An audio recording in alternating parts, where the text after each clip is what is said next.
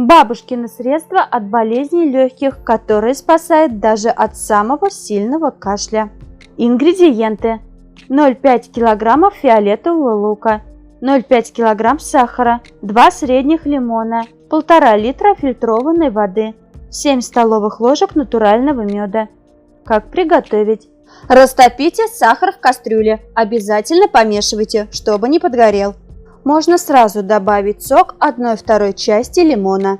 Нарежьте мелко лук и добавьте к сахару, немного поджарьте и потом добавьте воду. Кипятите до тех пор, пока не испарится 1/3 воды.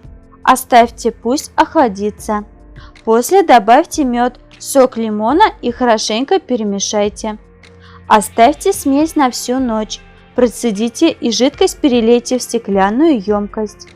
Как употреблять?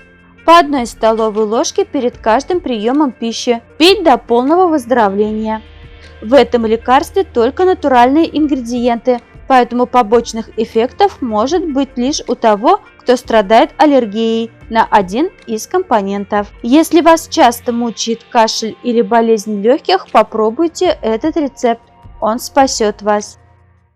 Понравилось видео? Делитесь нашими кулинарными секретами со своими друзьями и знакомыми.